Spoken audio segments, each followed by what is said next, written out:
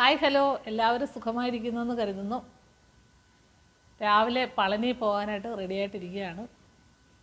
ഇവിടെ ഒരു മുരുകൻ കോവിലുണ്ടല്ലോ, നമ്മൾ ഷഷ്ടിയൊക്കെ നോക്കുന്നതും ഞാൻ തൈപ്പൂയത്തിൻ്റെ വീഡിയോ ഒക്കെ ഇടുന്ന മുരുകൻ കോവിൽ. അവിടെ എല്ലാ വർഷവും പളനി പോകുന്ന ബസ്സുണ്ട്. അങ്ങനെ ഇപ്രാവശ്യവും പോകുന്നുണ്ട്. അന്നേരം ഇന്ന് പോയാൽ മറ്റന്നാൾ വൈകിട്ടേ തിരിച്ചെത്തത്തുള്ളൂ. ഇന്ന് നമ്മൾ ഗുരുവായൂർ സ്റ്റേ, നാളെ പളനിയിൽ സ്റ്റേ ആയിരിക്കും. മറ്റന്നാൾ വൈകിട്ടാകുമ്പോൾ തിരിച്ചെത്തും.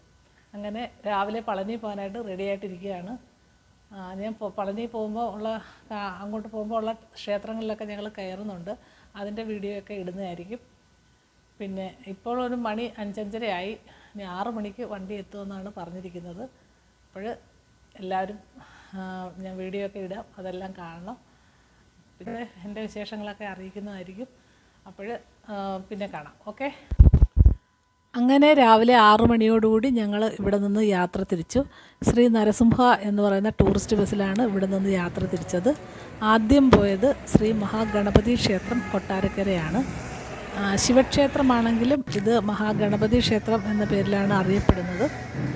ഇവിടുത്തെ പ്രധാനപ്പെട്ട നിവേദ്യം ഉണ്ണിയപ്പമാണ്. ഉണ്ണിയപ്പം വളരെ ടേസ്റ്റാണ്. കൊട്ടാരക്കരയിലെ ഉണ്ണിയപ്പം വളരെ പ്രശസ്തി ആർജിച്ചതുമാണ്. അങ്ങനെ ഉണ്ണിയപ്പം വാങ്ങിക്കൊണ്ടുവന്ന് നമ്മൾ കഴിക്കുന്നതാണ് കാണുന്നത്.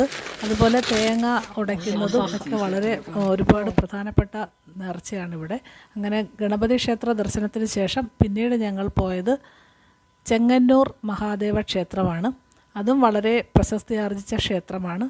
ഇവിടെ ചെങ്ങന്നൂർ ദേവി തൃപ്പൂത്ത് ആറാട്ടൊക്കെ നടക്കുന്ന വളരെ പ്രധാനപ്പെട്ട ക്ഷേത്രമാണ് ചെങ്ങന്നൂർ മഹാദേവ ക്ഷേത്രം. അങ്ങനെ ഞങ്ങൾ പോകുന്ന വഴിക്കുള്ള പ്രധാനപ്പെട്ട ക്ഷേത്രങ്ങളിലൊക്കെ കയറിപ്പോയി. പിന്നീട് വലിയ പൂജയൊന്നും നടത്താനുള്ള സമയം കിട്ടത്തില്ല. നമ്മളിങ്ങനെ ടൂറിസ്റ്റ് ബസ്സിൽ പോകുമ്പോൾ പെട്ടെന്ന് തൊഴുത് ഇറങ്ങി അടുത്ത ക്ഷേത്രത്തിലേക്ക് പോകുന്നതാണ് പതിവ്.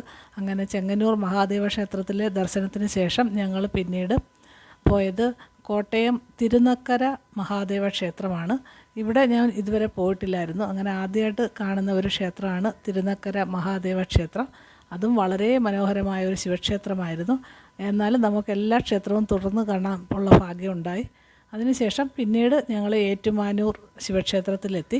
ഏകദേശം ഉച്ചയോടുകൂടി അവിടെ എത്തി. അപ്പോൾ ഉച്ച ശീവേലിയും ദീപാരാധനയും നടക്കുന്ന സമയമായിരുന്നു. അതുകൊണ്ട് ഞങ്ങൾ പെട്ടെന്ന് ഉള്ളിൽ കയറി ഭഗവാന്റെ ദർശനമൊക്കെ നടത്തി. അപ്പോഴവിടെ അന്നദാനവും നടക്കുന്നുണ്ടായിരുന്നു. അവിടുത്തെ സംഘാടകർ ഞങ്ങളെ നിർബന്ധിച്ച് എല്ലാവരും വന്ന് അന്നദാനം കഴിക്കണമെന്ന് പറഞ്ഞതുകൊണ്ട് ഞങ്ങളെല്ലാവരും പോയി അന്നദാനമൊക്കെ കഴിച്ചു.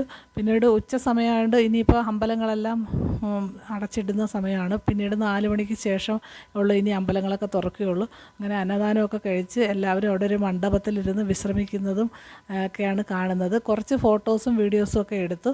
പിന്നീട് ഒരമ്പലത്തിലും നമുക്ക് ഉള്ളിലോട്ട് ക്യാമറ കൊണ്ടുപോകാനുള്ള അനുവാദമില്ല. എല്ലാം മൊബൈൽ ഫോണും ക്ലോക്ക് റൂമിൽ വെച്ചിട്ടേ നമുക്ക് കയറാൻ പറ്റുള്ളൂ. അങ്ങനെ അതുകൊണ്ട് മിക്കവാറും അമ്പലങ്ങളുടെ ഉള്ളിലോട്ടുള്ള ഫോട്ടോകളൊന്നും ഇല്ല. അങ്ങനെ ഞങ്ങൾ അവിടെ ഇരുന്ന് കുറച്ച് ഫോട്ടോസും വീഡിയോസും ഒക്കെ എടുത്തു. അതിനുശേഷം പിന്നീട് ഞങ്ങൾ അവിടെ നിന്ന് പോയത് ചോറ്റാനിക്കര ക്ഷേത്രത്തിലാണ്. പക്ഷേ ചോറ്റാനിക്കര ക്ഷേത്രം 4:30 ശേഷം മാത്രമേ തുറക്കുകയുള്ളായിരുന്നു. അങ്ങനെ അവിടെ ഇറങ്ങി തൊഴുതിട്ട് തിരിച്ചു.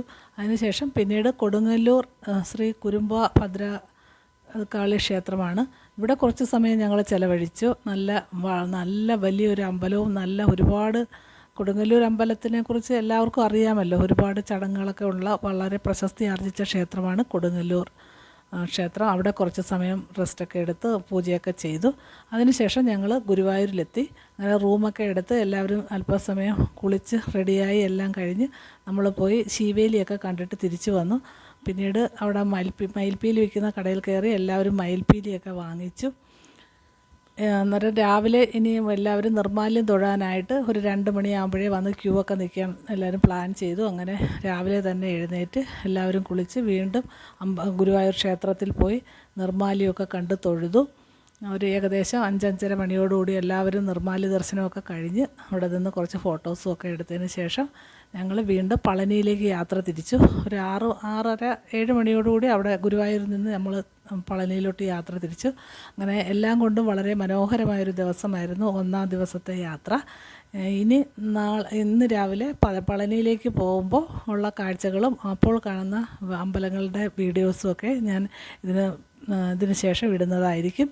അപ്പോൾ ഇന്നത്തെ കാഴ്ചകൾ ഇത്രയൊക്കെ.